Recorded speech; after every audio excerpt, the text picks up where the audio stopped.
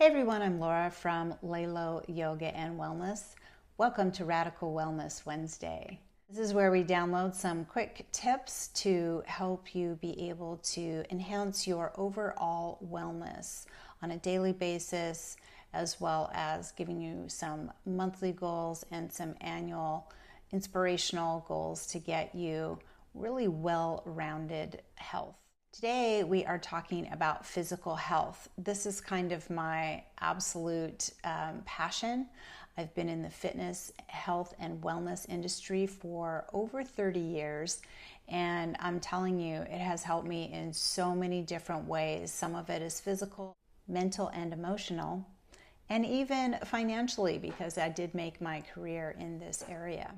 So I'm super passionate about looking at what you can do on a daily basis, little bite-sized chunks, things that are achievable for pretty much everyone, no matter what's going on. Some monthly things to help you shake up the game, learn some new things, keep you on track, as well as those yearly things that are going to kind of give checkpoints for you to see where you're really at. Starting with some daily motivation, I really like to say move. That's it. Find a way to move every day for at least 30 minutes. I know there's a lot of hype around the 10,000 steps a day, get your 10,000 steps in, and there's certainly nothing wrong with that. But did you know that those 10,000 steps was actually just a marketing ploy? Our minds really love round numbers and what we consider sort of milestone numbers. You can actually get about the same benefit that you get with 10,000 steps a day, right around 7,000 or 8,000 steps. The younger you are, you want to take a few more steps to get those benefits. And then as you start to age, you really start to get those benefits at even actually a little bit lower rate of steps. So 7,000 is a really good place to start. Maybe it's cold outside, it's snowing, or it's super hot, or you don't really have the opportunity to get outside. Hey, there are so many things that you can do to help yourself move on a regular basis. So think about some tracking devices, maybe your Apple Watch. I use my Apple Watch to track some of my activity, but you know what I like even more, honestly? I have a MyZone heart rate monitor. And the reason why I think that that's such a vital way to track your progress and the true state of your health is because it is a heart rate monitor you wear around your heart, and it's a more accurate measurement of what your heart rate is. And you can really see what your activity is throughout the day if you wore it all day, or if you just put it on when you are exercising. You can kind of see and gauge how hard are you really working. Could you be working harder? Sometimes our mind likes to lie to us and say, you're working so hard, and then you look at the heart rate monitor and you're like, oh, I'm not really working that hard. So it's one of those tools that is a great way to help you keep track of what you are doing, how well you're doing, track your improvements, and those kinds of things. Also tracks your movement levels. So it doesn't have to be walking. It could be in-place movement. You could have a mini trampoline. It doesn't even have to be cardio. Maybe it's HIIT, maybe it's strength training, maybe it's yoga. Obviously, I'm a big proponent of that one. But get your body used to moving every day. And I know we have good days and bad days. I personally, I have chronic migraine. I have some challenges with arthritis in my joints, especially my back and my hips. So I understand working with some physical obstacles, but if we allow those physical obstacles to stop us from movement, they don't get better. They only get worse. So you need to find a way to work around it and to work with it. And even if you break up that 30 minutes of movement into 3 10-minute movement breaks throughout the day, you're still getting physical benefits from it. Now keep in mind that getting physical benefits from movement is not the same as moving for weight loss or lifting weights for strength and muscle gain. Those are different goals. We're talking about just your overall general physical well-being. So if you want to go into something more specific, then that's where you're going to maybe choose some different types of activities. But no matter what is going on, make sure that you're getting up and moving every single day. The next area, of course, is some monthly goals for you to be working toward. And I, of course, love classes. I've taught group fitness classes, yoga classes, PT-oriented classes for many, many years. And I think that they are an excellent way to help people get sort of some group energy. There's a leader, so there's somebody that's kind of telling you what to do so you don't have to think of it. And you get a lot of energy from all of the people around you. So if you're into that kind of class environment, I absolutely encourage you to try some different classes, or even if it's the same class that you like, try it from a different teacher, because they all bring something different to the table and some different perspectives.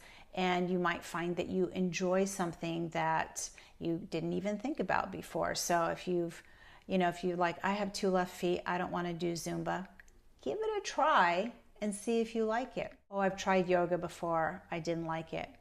Try another teacher, because you might get a totally different perspective. I did a cycle class once and my butt hurt.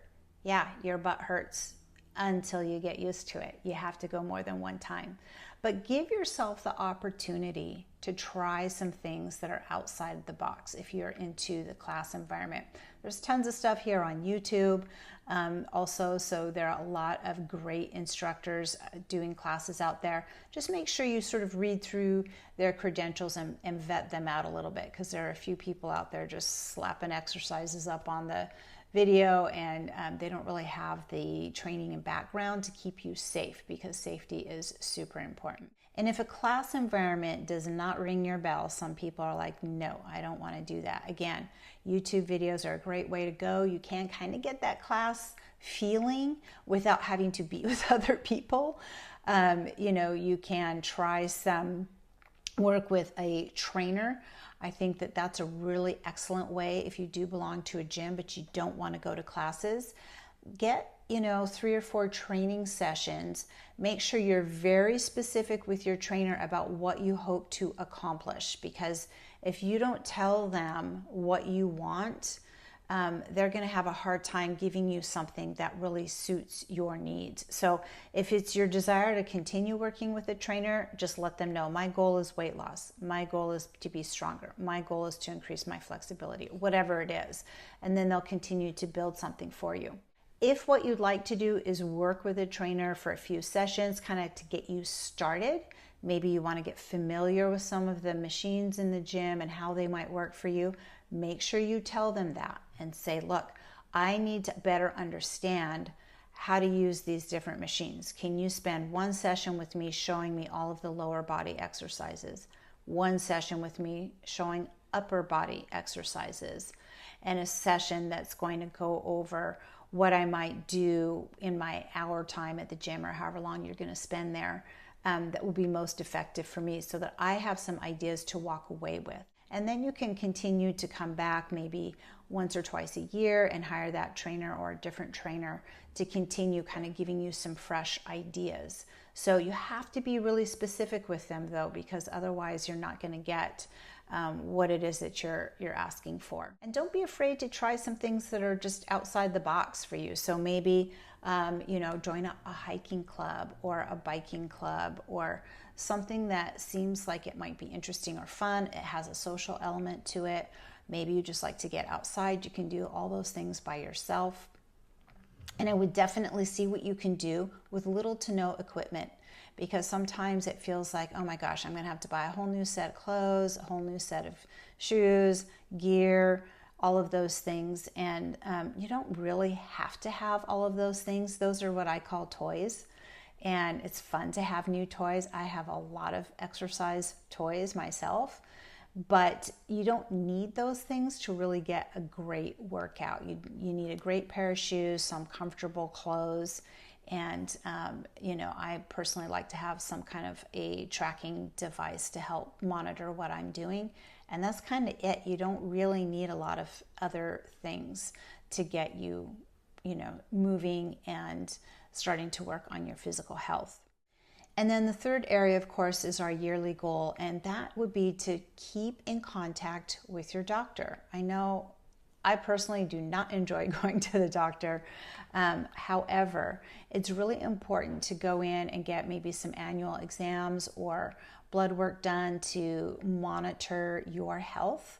It's also super important that you're comfortable with your provider, because if you don't really like your doctor, guess what? You're going to be even less inclined to go to that doctor. Make sure they're listening to you, and you have kind of an energetic match so that you feel comfortable discussing weird bodily things with them, because sometimes that stuff has to come up. And really be a consumer of your own health. It's not okay anymore to just go to the doctor, have them tell you a few things, and then you walk out the door scratching your head, maybe with a lot more questions than you have answers. One, they can't read your mind. So you've got to go in there with your list of questions, and you have to continue to ask questions until you really understand what they're telling you and why they're telling you. And the other thing to keep in mind is that doctors get, their basic education, and then some of them specialize into different fields. But if you have a lot of nutrition questions, your doctor's only going to be able to give you a small amount of advice, because a general practitioner gets a small amount of training on nutrition. So I'm not saying don't discuss those things with them, but you may want to find somebody that is more deeply trained in the areas that you have questions in. Functional doctors, nutritionists, dietitians, they all specialize in these things, because there's so much to learn that one doctor that's a general practitioner can't really cover all those bases. They're great at helping you when you've got strep throat, an ear infection, something like that, or noticing that you have elevated levels in one place or another. And notice that they often will refer you to somebody if they're not sure exactly what's going on.